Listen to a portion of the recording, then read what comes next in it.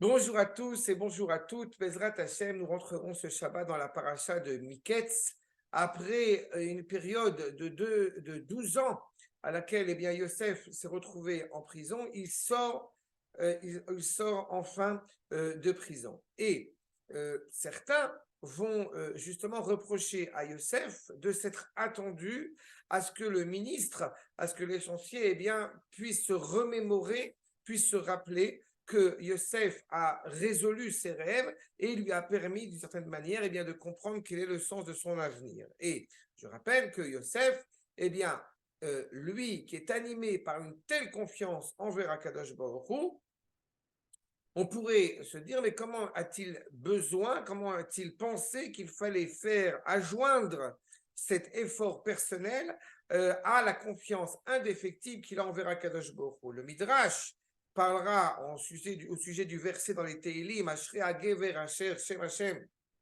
Miftacho, Asher Sam Hashem Miftacho, combien est heureux l'homme qui a profondément confiance envers Akadosh Baruch Hu. De qui parle-t-on, nous dit le Midrash? De Yosef.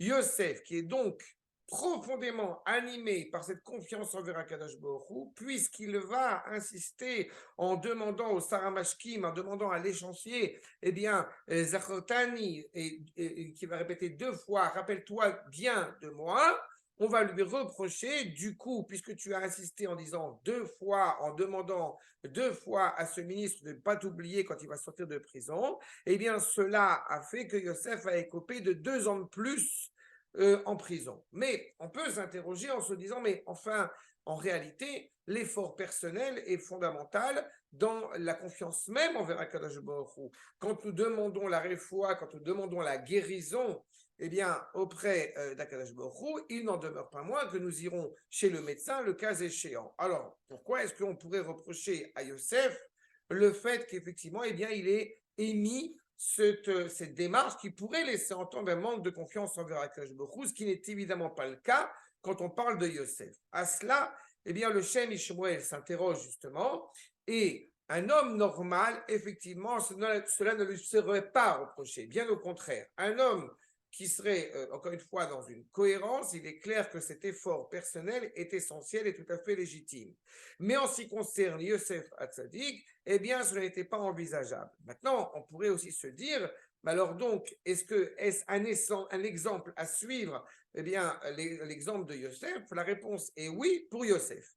Mais il faut bien distinguer clairement Yosef dans sa démarche, dans sa candeur, de reste du peuple qui n'est pas forcément habilité à agir de la même manière. En quoi cet élément rattache à la vie du couple? Nous sommes parfois confrontés à des réalités où certaines familles semblent plus organisées que d'autres, ou que certains enfants semblent plus sereins que d'autres enfants. Et on entendrait des discussions au sein du couple, tu vois, cet enfant est quand même mieux éduqué que d'autres. Pourquoi eux, ils réussissent et pourquoi nous, on n'arrive pas à gérer cela? Mais seulement, et c'est ce que va dire le Shem Ishmuel, si quelqu'un d'autre s'était avéré à se comporter de la manière dont Yosef se serait comporté, c'est-à-dire avec une telle confiance envers Akadosh Baruch Hu que cette confiance absolue envers Akadosh Baruch Hu ne nécessitait pas, si je puis dire, l'effort naturel qu'on attendrait chez tout être mortel,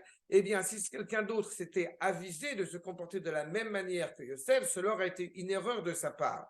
Mais si Yosef se comporte comme le commun des mortels, c'est aussi une problématique. C'est exactement la même chose.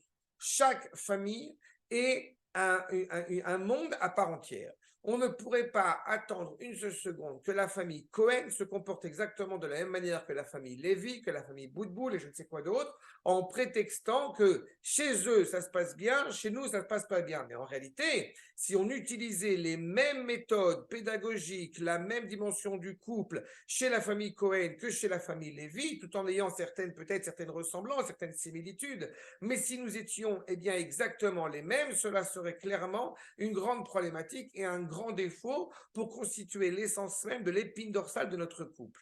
Et il m'apparaît essentiel, justement, dans cette lumière, à la lumière de la paracha, pour évoquer justement cette notion du foyer, cette notion du couple, combien il est important de bien comprendre que les besoins, les désirs, les volontés de chaque foyer en Israël, eh bien, a une facette, a une couleur particulière qu'il ne faille pas négliger et qu'au contraire, la négliger serait profondément préjudiciable pour la santé du couple. Donc, sachons apprécier la valeur chacun dans notre foyer sans s'enquérir, sans essayer même de faire des mauvaises comparaisons ou des mauvais parallèles qui en réalité nuiraient à la santé de notre couple.